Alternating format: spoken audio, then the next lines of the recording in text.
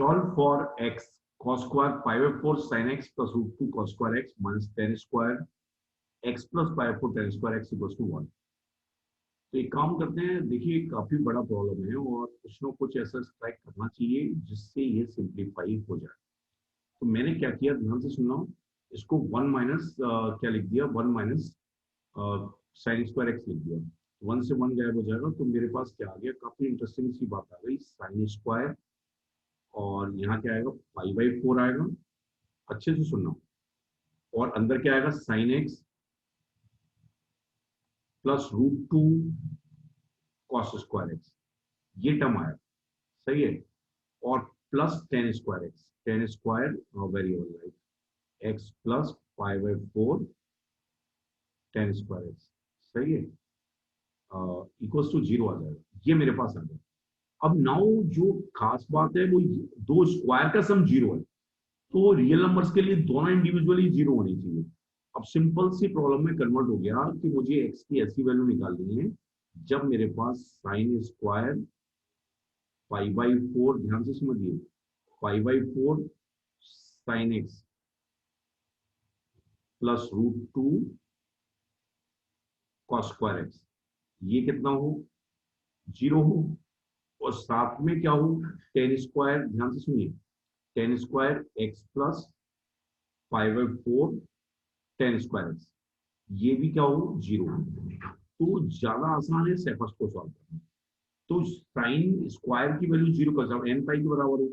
N पाई का मतलब क्या आया, ये ध्यान से समझना, ये मेरे पास कितना आ गया, एन पाई का मतलब क्या है, पाई से पाई गायब हो जाएगा, तो एन पाई 4n।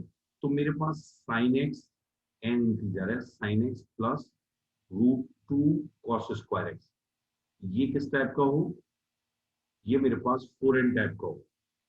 बात समझ आई, ये n बिलोंग्स टू आई है। मैंने क्या किया, ये 0 कब आएगा, जब पूरा n पाई हो। अब आगे देखते हैं, अब ध्यान से समझना, इसकी इस एक्सप्रेशन पे फोकस करो यार, इस वाले पे। तो इस एक्सप्रेशन पे अगर मैं फोकस करता हूँ तो क्वाड्रेटिक का एक्सप्रेशन है, साइन में चेंज कर देता हूँ, cos स्क्वायर एक्स को क्या लिख सकते हैं, cos स्क्वायर एक्स को लिख सकते हैं 1 माइनस साइन स्क्वायर एक्स। तो ये मेरे पास क्या आ जाएगा, ये मेरे पास आएगा minus root 2 sine square X, बात समझ आई, plus sine x plus root 2 equal to 4n। अब अच्छे से फोकस करना, अगर मैं इसकी वैल्यू को ऑब्जर्व करूं तो साइन एक्स को पैराबोला आना चाहिए भाई। साइन एक्स को अगर आप देखेंगे तो इसका पैराबोला ओपनिंग डाउनवर्ड होगा, और ये मेरे पास माइनस रूट 2 है, और माइनस रूट 2 है, और ओपनिंग डाउनवर्ड होगा minus root 2 sine square X minus B by A, और साइन स्क्वायर साइन एक्स को टी मान लो। तो अगर मैं इसकी लीस्ट वैल्यू की बात करता हूँ, कंसंट्रेट करना, ये क्वाड्रेटिक अगर आपको आता है, क्वाड्रेटिक का ग्राफ आता है तो आप जज कर पाएंगे, उससे पहले नहीं कर पाएंगे। कंसंट्रेट करना कि अगर इसकी एक्सप्रेशन की मैं बात करता हूँ तो साइन एक्स को टी मानता हूँ, तो ये क्या आएगा मेरे पास, minus root 2 T square plus T plus root 2, और minus B by A, minus B by A होता है, इसका वर्टेक्स आएगा 1 बाई रूट 2, और ओपनिंग डाउनवर्ड होगा, 0 पे वैल्यू रूट 2 आएगी, 0 पे वैल्यू रूट 2 आएगी, और ओपनिंग डाउनवर्ड होगा, और 1 बाई रूट 2 इसका वर्टेक्स होगा, और 1 बाई रूट 2 पे वैल्यू कितनी आएगी, ध्यान से देखिए, 1 बाई रूट 2 पे वैल्यू कितनी आएगी, इसकी मैक्सिमम वैल्यू कितनी आएगी, इसकी वैल्यू जो आएगी माइनस 1 बाई रूट, देखते हैं इसकी 1 बाई रूट 2 पे वैल्यू कितनी आएगी, 1 बाई रूट 2 पे वैल्यू आएगी, ये 1 बाई रूट 2 आ जाएगा, 1 बाई रूट 2 आएगा, माइनस 1 बाई रूट 2, और ये 1 बाई रूट 2 गायब हो जाएगा, रूट 2 आएगी। तो रूट 2 इसकी मैक्सिमम वैल्यू है। इसका मतलब ये हुआ कि n की वैल्यू 1 पॉसिबल नहीं है भाई। रूट 2 इसकी जब मैक्सिमम वैल्यू है तो इसका मतलब n की वैल्यू 1 पॉसिबल नहीं है।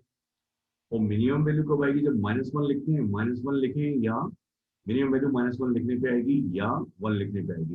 तो -1 लिखने पे वैल्यू इसकी कितनी आ रही है, साइन एक्स को -1 लिखने पे कितनी आ रही है, दोनों -1 आ रही है, सही है। और 1 लिखने पे कितनी आ रही है, 1 लिखने पे भी 1 आ रही है। तो लाइक 1 पे वैल्यू यहाँ कहीं आएगी, ऐसा कुछ ग्राफ होगा, और -1 पे -1 आएगी। तो माइनस इस, अब यहाँ पे अगर मैं n को 0 लिखता हूँ तो ये 0 आएगा, n को 1 लिखता हूँ तो 4 आएगा, और n को -1 लिखता हूँ तो -4 आएगा, ये तो जरूरी है। तो ओनली पॉसिबल मैंने क्या किया, क्वाड्रेटिक की ग्राफ की हेल्प से इसकी लीस्ट वैल्यू निकाली। ये आना चाहिए, क्वाड्रेटिक अगर आपको आता है तभी ये समझ पाएंगे। मैंने sin x को t मान के sin x को t माना और उसका ग्राफ -1 से 1 में ऑब्जर्व किया, तो देखा कि इसकी लीस्ट वैल्यू है वो कितनी आ रही है, -1 आ रही है, और मैक्सिमम वैल्यू कितनी आ रही है, √2 आ रही है। और यहां से मुझे मालूम है कि इसके जो नंबर है वो 4n टाइप का ही ऑप्टेंड होगा, 4n टाइप का ही ऑप्टेंड होगा। इसका मतलब n की वैल्यू ओनली 0 पॉसिबल है। कंसंट्रेट करना, मैं दोबारा से रिपीट कर रहा हूँ। मैंने क्या किया कि यहाँ तक तो आ गया था समझ में। अब यहाँ से क्या है कि 4n, मैंने इसको sin x को t माना और उसका नेचर -1 से 1 में ऑब्जर्व किया, y वर्सेस t बनाया, y वर्सेस t। ऐसा ग्राफ आएगा, ओपनिंग डाउनवर्ड आएगा। वर्टेक्स क्या होता है, -by ये होता है, तो -by ये 1/√2 आया, उस पर वैल्यू √2 आ रही है, और 1/√2 पे वैल्यू कितनी आ रही है, √2 से तो ज्यादा आएगी, 0 पे √2 आ रही है। 1/√2 पे वैल्यू कितनी आ रही थी, 1/√2 पे ये कितना आएगा,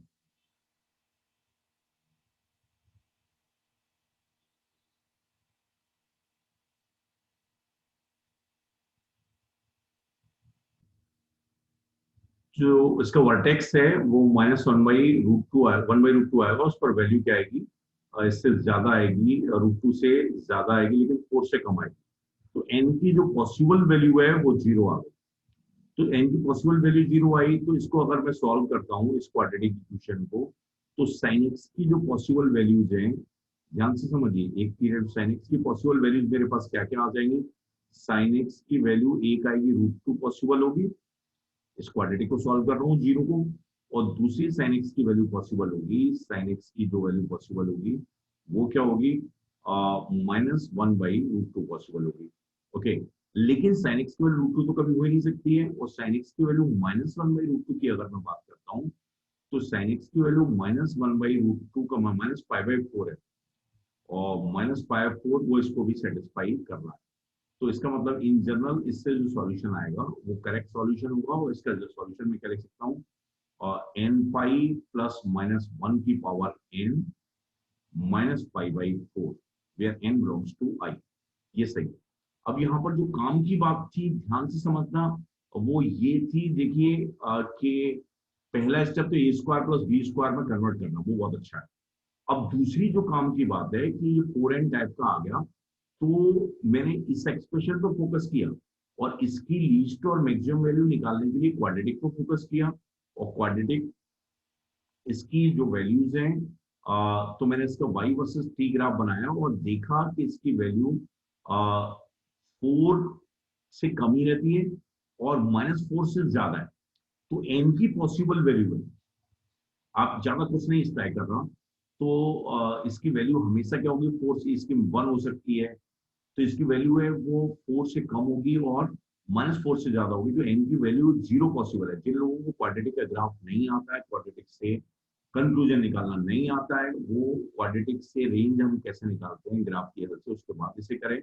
अभी ये ऐसा समझ सकते हैं कि इसकी वैल्यू है जो -4 से ज्यादा होगी और 4 से कम होगी, तो n की पॉसिबल वैल्यू है वो 0 ही है, और n की पॉसिबल वैल्यू 0 आई, तो फिर मैंने इसको फैक्टराइज किया, तो sin x √2 आ गया, that is not possible at all.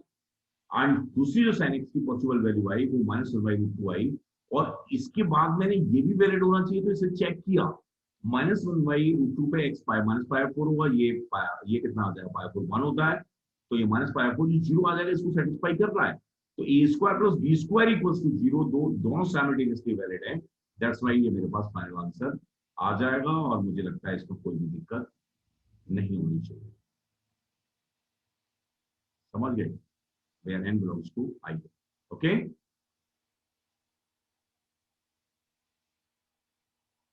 समझ आ गए, चलो ठीक।